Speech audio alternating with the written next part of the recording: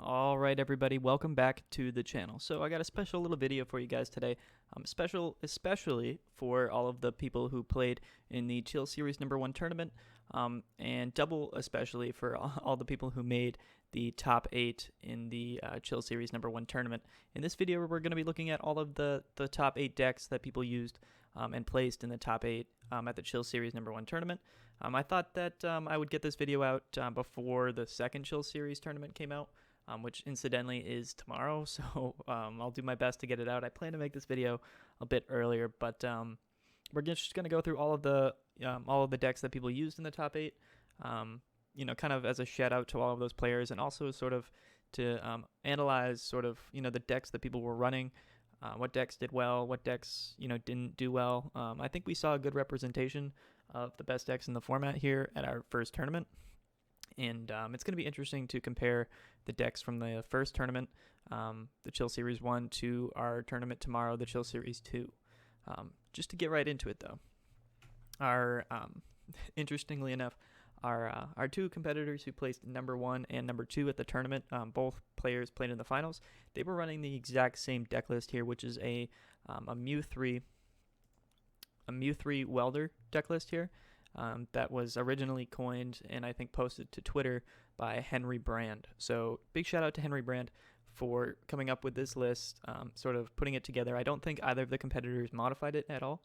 I think that this is the exact same list that he posted to Twitter, and it turned out to be a really great list. Kind of covered all the bases, and really I'm not going to talk too long about the deck. We actually did a whole separate video on this with our tournament champion, Quaggy J. His real name is AJ. So if you haven't seen that video, go check it out. I'll annotize it. I'll put a little link to it right above, right at the top here. But not going to go through it for too long. Really, it kind of hits all the bases, and like we pointed out in that video, that it did really well against ADP Zacian.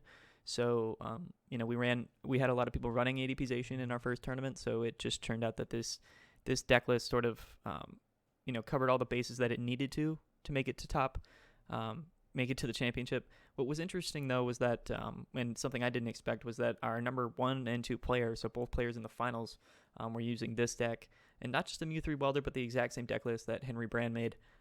But just to go through it a little bit, so, of course, we're focusing on, Mew and Mewtwo GX.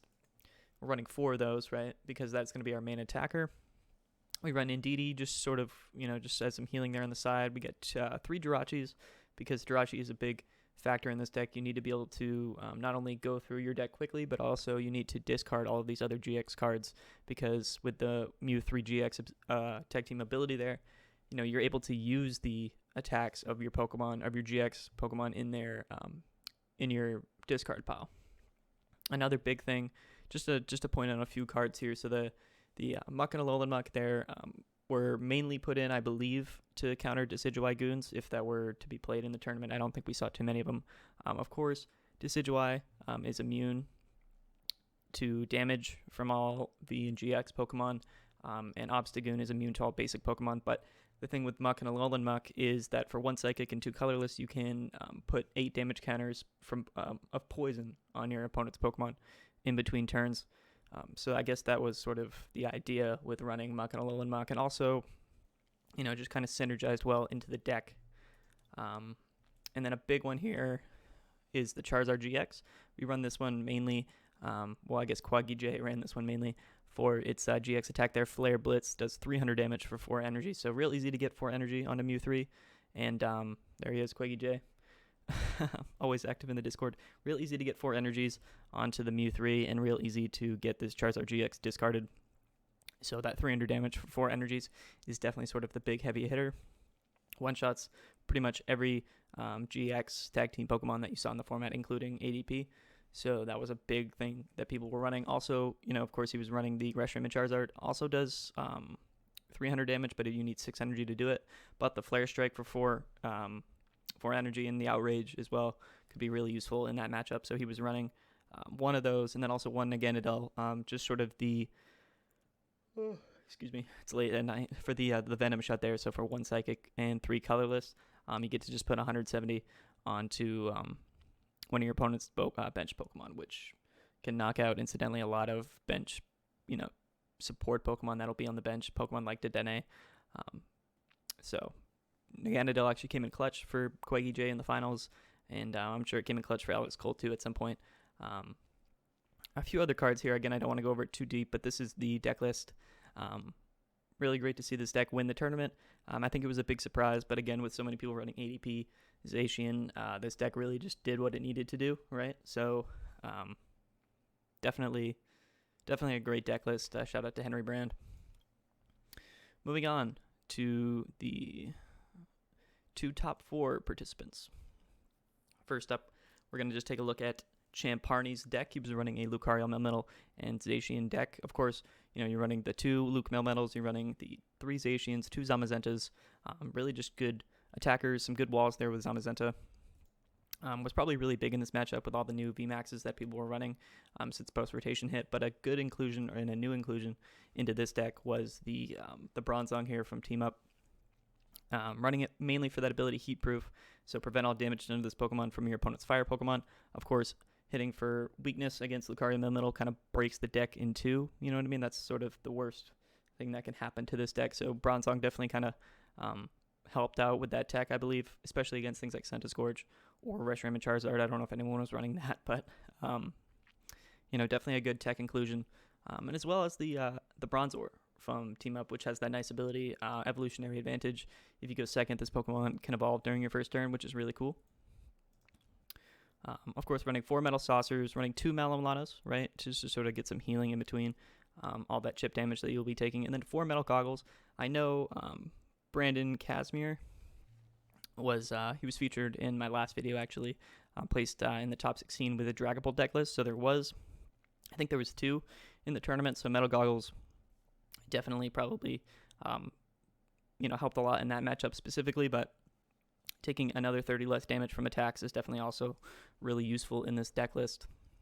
And I'm sure that Great Catcher helped a lot too, going against decks like the Mew3 Welder. But yeah, I mean, that's pretty much it. The 3 tag calls here, running the tag call engine, 3 Marnie, 4 Professor's Research, 13 energies, which seems a little bit high. But of course, the game's going on for a long time, right? So you're going to want to have that energy to use, especially in the late game. So 13 energy, 4 switches, 4 quick balls, 4 Pokemon communications to find all the Pokemon that you need. On top of the tag call, definitely a lot of Pokemon search, which is interesting that I noticed in this deck. And then 4 Marnie, and then 4 research. But definitely a great deck list, a deck that we saw won, I think, the Players' Cup, I believe it was, which I might be wrong, but definitely a really good deck list here. And in Vivid Voltage, there's actually a special energy coming out, that a special metal energy that removes weakness from metal-type Pokemon, which is just going to be busted, especially played in this deck specifically. But congrats to Champ Harney. Definitely a great little deck list there. Ovue, I don't know how to say his name, but also placed in the top 4, just running sort of a standard ADP Zacian deck list. Nothing too out of the ordinary here. He was running the double air balloon, no big charms. Was running a Tool Scrapper at Meridian's Forest and 1 Bird Keeper, which is kind of a cool inclusion. Still running a Great Catcher, which is interesting to see that people are still running Great Catchers on top of 3 Boss's Orders. I mean, of course, Gusting is a big center point around ADP Zacian deck lists. One thing to note, he wasn't running Oranguru, but he was running an Eldegoss, so that seems to sort of be the preferred way of getting your cards back or saving those supporter cards for later in the game. And then, of course, running 1 Duraludon from Mobile Clash as a tech against Decidueye. Works really well, especially with the ADP boost. 1-shots Decidueye, and then lives, I think, 3 hits from Decidueye, or 2 hits and dies in 3 from Decidueye, which is definitely a big advantage, right? So 3 Zacian, 2 ADP, running a Crobat and 2 Dedennes, so a lot of draw support, which definitely I think probably helped them out a bit. Running 2 Cherish Balls, and then 4 energy switches, so going for sort of like a rushdown version, trying to get that early Altered Creation GX, and the early setup with the 4 Metal Saucers as well, as you can see. So 10 energies, Metal energies, and then 3 waters. Wasn't running any Aurora energies or anything like that, so a pretty standard ADP Zacian deck list, but congrats for Obi for making the top 4 as well. So in the top, the 4 best competitors in the tournament, 2 were running Mew3 Welder, 1 was running ADP Zacian, and the other was running ADP Lucario Melmetal. So it kind of makes sense, right, why the Mew3 Welders both made it to the championship. Moving on, though, we're going to take a look at Polar Bear, who made top 8. Actually running an Inteleon. I believe he was the only Inteleon to make top 16, maybe the only Inteleon in the tournament. There might have been a couple more, but I apologize if you played Inteleon. I just didn't remember. But running 2 Crobat Vs and 2 Dedenne, so definitely a lot of draw support Pokemon on the bench. And then really, focusing on the Inteleon, running a 3-3 lineup with that, but also was running one Keldeo GX as a secondary attacker. Also sort of pure heart here, so prevent all attacks, prevent all effects of attacks, including damage to this Pokemon done by your opponent's GX or EX, so definitely a good counter to that Mew 3. And then a Lapras V, I guess sort of as a secondary attacker with the Frostmoth engine, which was also being run as a 3-2 lineup. And then the Suicune in there, probably as a tech, right, against Decidueye with Aurora Loop there, 130, and then put 2 energies back into your hand. Definitely good synergy with Frostmoth, so interesting inclusion into this deck. Running 2 Capacious Buckets, 2 Evolutions Incense, and then a 4-4 lineup of Pokecom and Quick Ball. So between that and the Crobats and the Dedennes, definitely a lot of ways to get the Pokemon that you need, to find them at least. Running 3 Scoop Up Nets. Interestingly enough, because he is running 2 Zigzagoons, so I guess putting those extra damage counters on was definitely a big focus for Polar Bear here in this deck. Running 2 Training Courts, 3 Boss's Orders, 4-4 lineup of Marnie and Professor's Research. So again, a ton of draw support in this deck. Definitely sort of a very fast version. And then on top of that, he's got 3 Air Balloons and 9 Water Energies. So definitely an interesting lineup as a Inteleon VMAX deck archetype, deck list here. But I like it a lot. And of course, he placed in the top 8, so it definitely did pretty well. Moving on to other top 8s, got 2 more decks. Let's take a look at oodlebit here, who also seems to have run an ADP-zation deck list. This one's a little bit different. He's running an Oranguru on top of an Eldegoss V, while also running 3 Crushing Hammers with the 2 Chaotic Swells, sort of as, sort of as a Disruption-style ADP-zation, right? Running 2 Energy Spinners and 2 less energy switches. Still running the Great Catcher, 4 Metal Saucers, of course, 2 Air Balloons, but also running 2 Big Charms as well, probably to live a hit from Mew 3 Welder or, Scented Scorch perhaps with the ADP. And then also running a Mawile GX, which can be a really great counter in decks against, like playing this deck against decks like Decidueye Goons or Eternatus, where you can put the, make your opponent put Pokemon from their hand onto their bench, giving you the ability to gust into those Pokemon and get the easy knockouts while taking multiple prize cards. I personally like running Mawile GX. I think it's a great inclusion into this deck. What we don't see, though, is a Duraludon. So I guess sort of relying on the ability to bring your opponent's Pokemon onto the bench so you can gust them, especially against Decidueye Goons, since you have no really other way to counter that matchup specifically. I'm running a 1 Zamazenta V and 3 Zacians, which seems to be sort of the standard. I mean, I know some people are running like 3 Zacians and 2 Zamazentas right now with ADP, but this sort of seems to be the standard. And then running 8 Metal Energies and 2 Water Energies. Didn't place as high as Ovi's ADP Zacian, I believe, but definitely a deck list that I resonate more with, even though it did place higher. I like this one a lot, so congratulations to oodlebit. And then last up, we're going to look at Snarf, who was our only Eternatus VMAX representation in the top 8 of the Chill Series number 1. He was running 1 Absol, so this is sort of a disruption type Eternatus deck list. So he's running 1 Absol from Team Up, for that ability there. If your opponent's active Pokemon is a basic Pokemon, its retreat cost is 1 more. So definitely really useful. Ran a lot in certain decks. Running, of course, the 4 Crobats, the 4-4 lineup of Eternatus and Eternatus VMAX. And then he's also running 1 Galarian Slowbro V, most likely for that rapid fire poison ability, just sort of being able to poison your opponent's Pokemon while locking them in the active spot with that Absol. And then running 4 Zigzagoons to put those damage counters on, and then 2 Hoopas, right, to just sort of put some damage on those Decidueyes if you need to. Also running 1 Sableye V, which probably pairs well with the poison damage from the Galarian Slowbro V.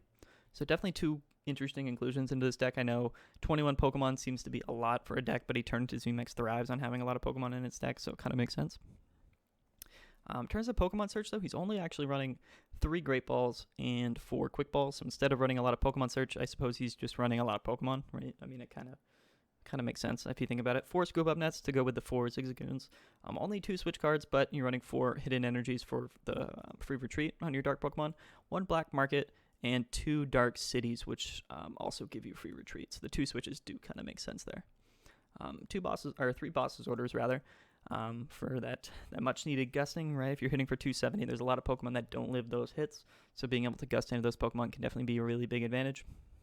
Here's the tournament that I lost earlier. Don't worry about that. And then 4-3 lineup of Marnie and Professor's Research.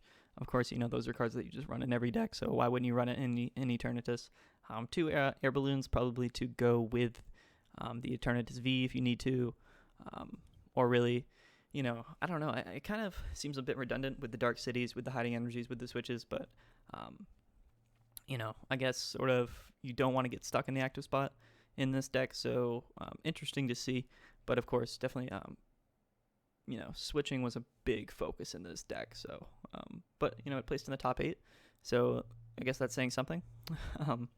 But yeah, running the 4 Hiding Energies and then just the normal 7 Dark Energies, which actually 11 energies in total seems like a lot for this deck, especially since Eternatus VMAX only needs 3 energy to attack. But a very interesting deck list, but I want to give a big shout out to Snarf for being the only Eternatus in the top 8, even though I think there was quite a few running in the Chill Series number 1 tournament. But anyway, guys, I forgot to breathe through that whole video. But that's going to be it. I don't think I forgot anybody here, so big shout out. Oh, sorry. I almost forgot Azure Bones, who was running also ADP Zacian and made it into the top 8. So our third ADP Zacian in our top 8, third ADP Zacian representative. Sort of an amalgamation, I think, of the 2 deck lists that we saw, ADP deck lists that we saw earlier in the video. So he's running 1 Oranguru, 1 Crobat, 2 ADP, 2 Dedenne, with the Duraludon and the Mawile. So definitely looking to hit all the counters if he can. And then he's running the 3 Zacians and 2 Zamazentas. Like I mentioned before, sort of seems the more ideal lineup. He's got the 2 Cherish Balls, 2 Energy Spinners, 3 Energy Switches, and of course the 4 Metal Saucers, 4 Quick Balls. He's also running 1 Reset Stamp, which is very interesting, but I like that a lot. Running 4 switches, 2 Chaotic Swells, 4 Boss's Orders, so gusting was definitely a big focus for this deck specifically. I know ADP Zacian has a big focus on gusting, but definitely a bigger focus in this deck. But what we see is no Great Catcher, so an extra Boss's Orders, but no Great Catcher in this deck. Running 3 Marnie, 3 Professor's Research, and he's running actually no air balloons or anything, but he's running 2 Cape of Toughness, which is interesting because you cannot put that onto ADP, but you can put it onto Zacian and Zamazenta. And then 1 Vitality Band, which was probably being used in mind to hit that 270 damage, which I think does get the knockout on Mew 3. So definitely a interesting inclusion there. But congrats to Azure Bones for making top 8. And also I want to give him a big thanks for rating our stream during the event. He's a very great streamer in his own right. You guys should go check him out on Twitch. Azure Bones, congratulations for making top 8. Sorry, I almost missed you in the video. And then also, sorry, I'm talking a little bit quiet in this video because my wife is sleeping and I don't want to wake her up. So, we do what we got to do. Anyways, though, guys, thank you for watching the video. Shout out to all the people who made the top 8 in the Chill Series number 1. And good luck to everybody who's playing in the Chill Series number 2 tomorrow. Excuse me again. It's going to be definitely a great turnout. It seems to be sort of a bigger and better version of our first event, the Chill Series number 2, tomorrow at 7 p.m. Register if you haven't registered already. If you can't make it to the Chill Series 2, just tune in next week for the Chill Series number 3. It just gets better and better every week, so I'm really looking forward to it. Again, congrats to everybody who made it in the top 8. Hopefully we see some of you in the top 8 for the Chill Series number 2. But that's going to be it. So thanks for watching the video. Hope you guys enjoyed, and I'll see you next time.